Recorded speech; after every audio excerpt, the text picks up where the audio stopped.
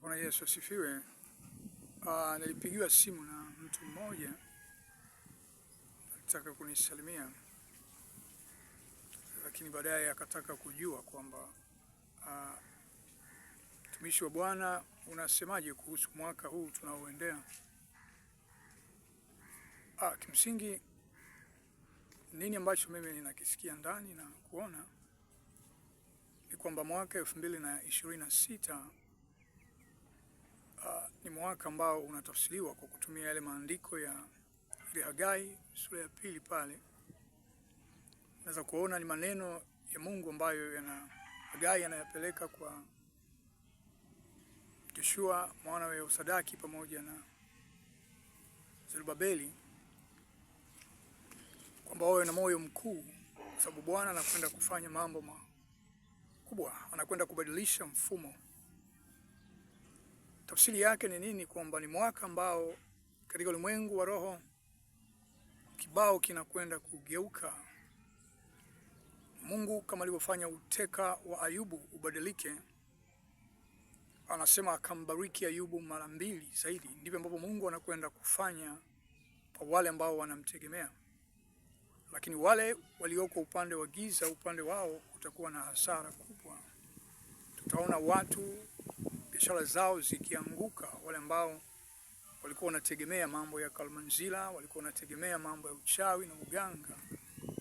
Tutaona watu wanapoteza kazi zao na vyeo vyao, wale ambao walitegemea kumwaga damu na kufanya kafara kwa ajili ya kuwepo kwenye nafasi hizo. Watu wataporomoka kwa haraka sana, na wengine watakufa, wengine watapooza kabisa, maisha yao yatabadilika. Lakini tutaona watu wanainuliwa, watu wenye mioyo safi, watu ambao kuinuka kwao kutakuwa baraka kwa watu wengine.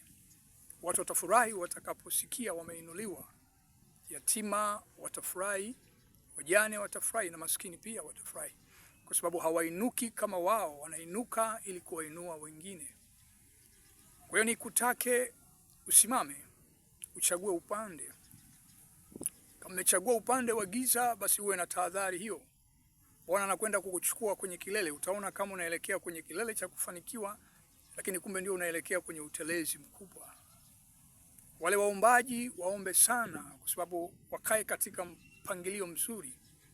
Weka mambo yako, maana maandalio ya moyo ni ya mwanadamu, bali jawabu la ulimi linatoka kwa Mungu. Pangilia mambo yako, weke vizuri, halafu Bwana anakwenda kufanya jambo. Mungu anakwenda kuondoa wale watawala ambao wamewakandamiza watu kwa muda mrefu, wale ambao wameshindwa kutawala kwa haki. Mungu anakwenda kuhusika nao, anakwenda kuondoa katika nafasi zao. Na sasa ndipo andiko lile linatimia kwamba haki na amani zimekutana. Mungu akubariki sana mtu wa Mungu. Kumbuka Yesu anakuja, lakini usajili unafanyika bado kwa ajili ya wakazi wa dunia wakati huo. Yesu atatawala kutoka Yerusalemu. Mungu akubariki kama utamsikiza Roho Mtakatifu ambaye anakuita sasa.